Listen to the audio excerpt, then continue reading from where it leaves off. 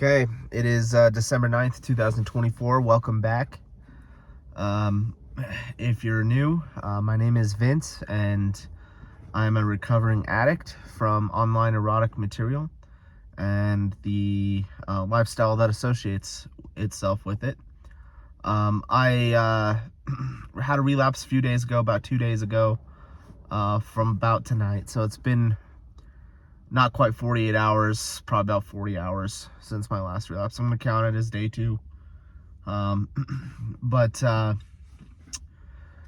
documenting my recovery. I'm doing a video every day until I hit 90 days. Even if I relapse, I have to keep making videos. I want to stop making videos every day. I want to keep making videos, but not every day. So, So I'm just want to recap what's happened. I went 12 days, and I was feeling really good on 11. Day 11, I was feeling so good, it was almost uncomfortable. And then 12th day, right in that morning, had a mishap, and I saw what was happening. Like, I knew...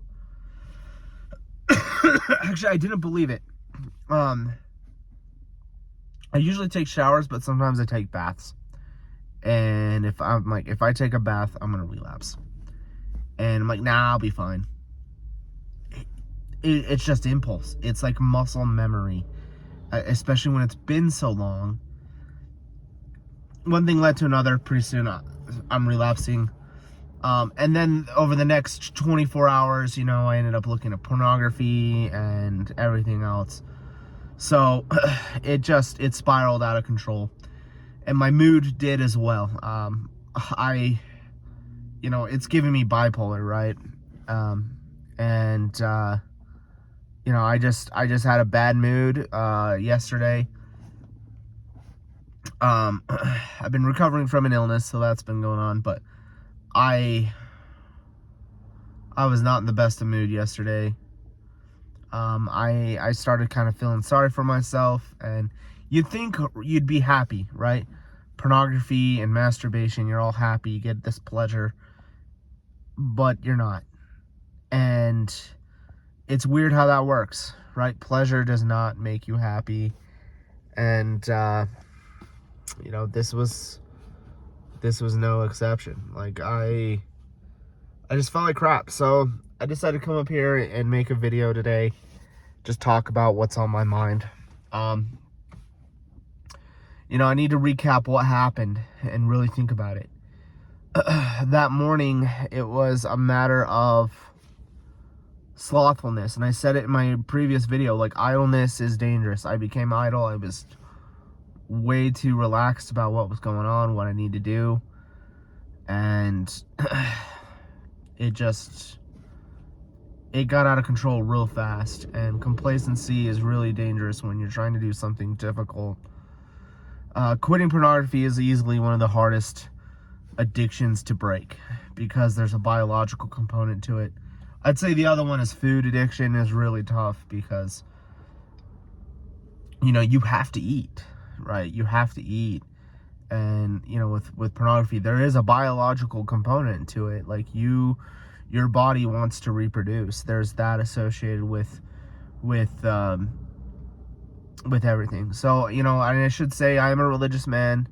I'm also a man of science, which some think is a contradiction. I don't think so. But, I'm studying physics. I'm at a senior level in my university. I just got a B in the senior physics class that I'm taking, and I'm taking a few more classes next semester. Really close to graduating. Should graduate, if not next semester. I have to take a few more classes than what I'm taking. But if I went full-time next semester, I would graduate. But I'm going to go part-time, work full-time, so. But I should just let people know, like, this is a spiritual battle as much as it is a mental, biological, trying to, reclaim my life. But I'm also trying to, be spiritually upright and virtuous and chaste. I believe in chastity, and so that is a huge element, a huge focus of my life is, avoiding sex until marriage. And I want to get married eventually and have a family. But I don't want to do that until I quit pornography, because obviously being married while being addicted to pornography would be terrible. It would have a bad consequence on the relationship. And, the Lord has not blessed me with marriage. And maybe it's a good thing, right? Because it's given me an opportunity. And frankly, the Lord has basically let me know, like, he's not going to provide me with that blessing until I quit. He really wants me to quit. And I know I'm not alone, right? I know I'm not alone in people who need to quit, because it's wrecking my life, and it's wrecking millions and millions of men and women across the country, across the world. Millions of people's lives, actually probably billions, are being affected by pornography. And it's absolutely devastating. And so, I can be a force for good here and a force for change in that endeavor by letting people know, like, hey, I've been addicted and I quit. Excuse me. And that's kind of my dream, right? Like, I want to see that come to pass. I want to be sitting somewhere in 90 days, when I hit 90 days, and be like, I did 90 days. I'm free of pornography addiction, finally, right? And I will have that. That will happen. It's up to me, right? I have to make the choice. God gives us agency, gives us power to choose. We can choose whatever we want. I can choose addiction. I can choose captivity. But I'm not going for that. So, I'm going for sobriety. I'm going for freedom. So sobriety and freedom are really important to me. Nothing's more restrictive than an addiction. And being addicted to porn is one of the most restrictive things in my life. You think it's free, it's freedom, but it's not. And it's just been disaster. And what happened was, just when I relapsed, it was a lapse of concentration, a lapse of focus, a lapse of seriousness of how easy it can be to relapse. It can happen so quickly. And then I lost control of my emotions, which caused me to spiral down further and continue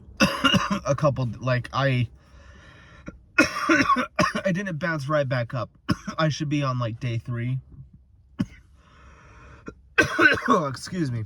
I should be like on day 3, but I'm not. And so it's really important for me to watch my emotions going forward. Really recognize when I'm about to be tempted and get out before the temptation really sets in, and understand, like, okay, I can't lie around when I'm trying to go 90 days, when I'm really trying to quit one of the most addictive behaviors there is, which is online internet erotica.